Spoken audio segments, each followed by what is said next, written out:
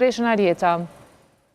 Mirëmëngjes si Gonxhe dhe fillim javë të mbarë për të gjithë ata që kanë nisur ditën me ne ndodhemi në qendrën kryesore të mjekësisë familjare, përkatësisht në dhomën e prindërimit për të realizuar një intervistë me doktoreshën e respektuar, kryeshefen e mjekësisë familjare në PEI, doktoresh Arjeta Musliqi, e cila do të na shpalos disa detaje se me çka po përballet, me çfarë fluksi po përballet mjekësia familjare në PEI, si dhe për problemet që edhe ju i përmendet. Me lejoni kaloj fjalën më një herë doktoreshës. Doktoresh, mirëmëngjes dhe faleminderit që pranuat ftesën që së bashku të nisim edhe javën. Mirëmëngjes edhe juve, gjithmonë e gatshme që përgjigjen pyetjeve tuaja dhe qytetarëve për interesimin që kanë për punën e qendrës kryesore të mjekësisë familjare në PEI.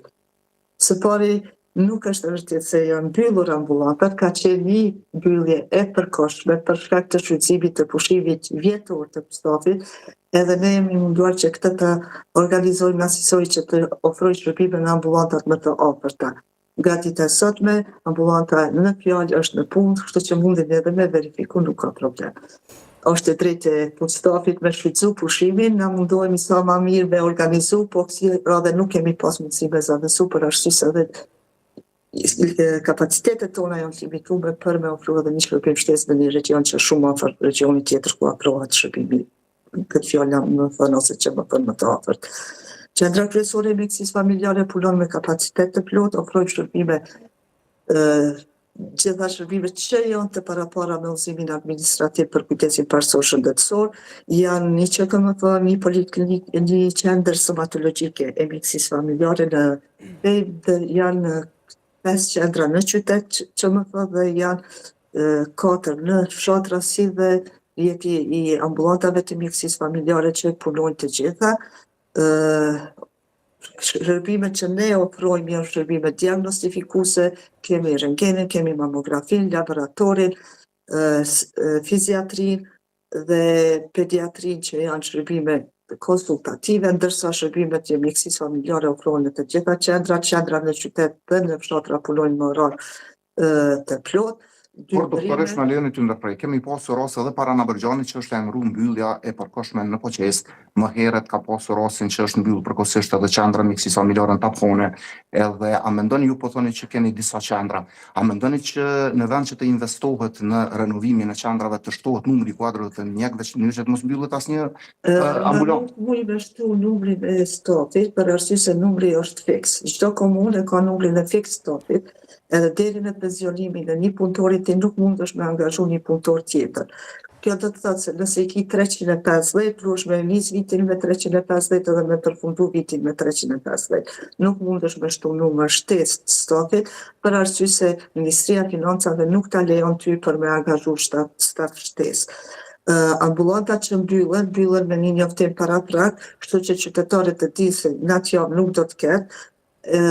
Vjet njoftimi edhe ambulanta, 2 ambulanta zakonisht në afërsi prej 5 km dhe 3 km janë ambulanta tjera ku mundet me marrë shërbim edhe... A paguajnë mbi bazën e ligjit për mbi pagesat? Jo, në momentin kur ambulanta është mbyllur, atëherë është grupi bashkëpagesave që ne thirrim edhe aty lajmërohet që ambulanta në Poqes ose në Nabërgjan nuk punon, ndërsa ambulantat e afërta dhe çdo që më thonë se QKMF ku ata drejtohen nuk kanë nevojë me pagu. Doktoresh, për shkak të kohës limituar, na duhet në këto ndërhyrje me çka po përballet, sa është e gatshme mjekësia familjare në PEI me i ballë domethënë fluksit kërkesave të pacientëve, sidomos në kohën e verës.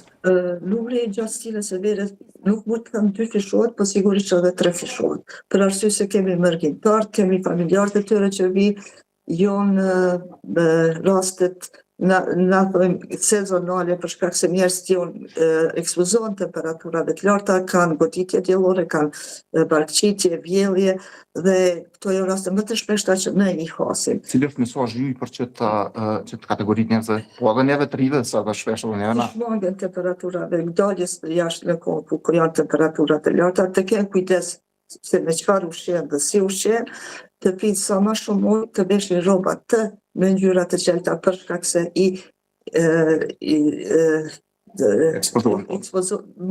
ekspozimi i dritës në diell është më i mirë kur kemi rroba të qelta se sa të mbyllta.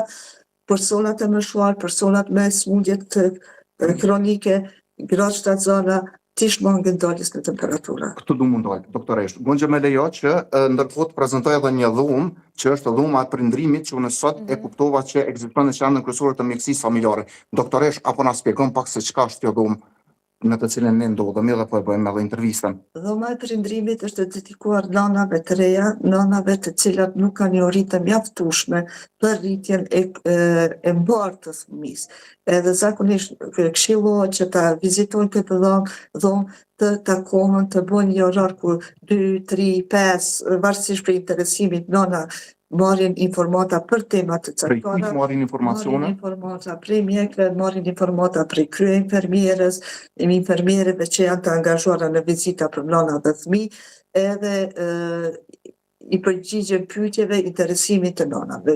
Doktoresh, sa është interesimi edhe që sa ekziston kjo dhumë? Dhuma ekziston më shumë se një vit. A ka informacion publik që ekziston një dhumë e tillë? Po, ekziston për arsye se të gjitha qendrat e vaksinimit e informojnë nanat e reja ku shkojnë për vaksinim se mund të marrin shërbimin. Ndonjë njoftim publik nuk ka.